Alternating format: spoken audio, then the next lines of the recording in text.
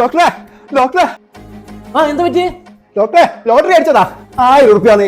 1000 ഉറുപ്പ്യോ? അങ്ങോട്ട് കടത്ത്.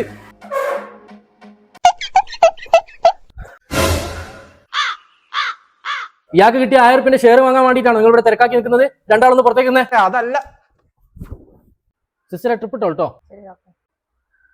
ലോട്ടറി എവിടെ? ഇയാളെ ലോട്ടറി ആരുടെ കയ്യിലുള്ളത്? ഡോക്ടറെ എന്റെ കയ്യിലാ. ഇതട്ടോ നിങ്ങളെ ലോട്ടറി? അല്ല, ഈ 1000 ഉറുപ്പിക കിട്ടിയാണോ നിങ്ങൾ ഇങ്ങനെ സന്തോഷിക്കുന്നത്? 5 കൊല്ലമായിട്ട് ലോട്ടറി എടുക്കണ ഡോക്ടർ, ആദ്യമായിട്ടാണ് എനിക്ക് അടിക്കുന്നത്. ബില്ല് വരുമ്പോ വീണ്ടും ബോധം പോകാണെന്നാ മതി. എന്താ ഒരു ബഹളം? ഡോക്ടറെ ഒന്നുമില്ല ഡോക്ടറെ. എന്താ ബില്ലടിക്കാൻ പൈസ ഇല്ലേ? അൽഫാം മതി.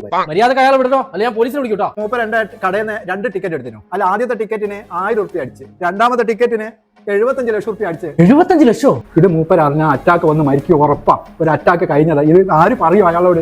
അതാ ഞാൻ പറഞ്ഞത്, നമുക്കിത് വീതിച്ചെടുക്കാം, ഡോക്ടർക്ക് ഒരു വീതം തരാം. താനെന്താണ് പറയുന്നത്? അതൊക്കെ മെഡിക്കൽ എത്തിക്സിനെതിരെ അതൊന്നും നടക്കൂല. അറ്റാക്ക് കഴിഞ്ഞതാ. ഇത് ആര് പറയും? ഞാൻ പറയാം. അയാൾക്ക് എന്തേ പറ്റിയ? നിങ്ങൾ കുടുങ്ങിയേ?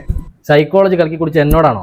ഞാനിത് എങ്ങനെയാ ഡീൽ ചെയ്യുന്നത് നിങ്ങൾക്ക് ഞാൻ കാണിച്ചു തരാം. ഫോളോ മിസ്റ്റർ അബൂബക്കർ, ഒരു 1000 രൂപ ലോട്ടറി അടിച്ചതിനാണോ നിങ്ങൾ ഇങ്ങനെ ബോധം കെട്ടി കിടക്കുന്നത്? ഇക്കണക്കിന് ഒരു 75 ലക്ഷം രൂപ ലോട്ടറി അടിച്ചു കഴിഞ്ഞാൽ നിങ്ങൾ എന്ത് ചെയ്യും? അങ്ങനെ എങ്ങനെ അടിച്ചിട്ടുണ്ടെങ്കിൽ അതിന്റെ പകുതി ഡോക്ടർക്ക് അത് ഉറപ്പില്ല.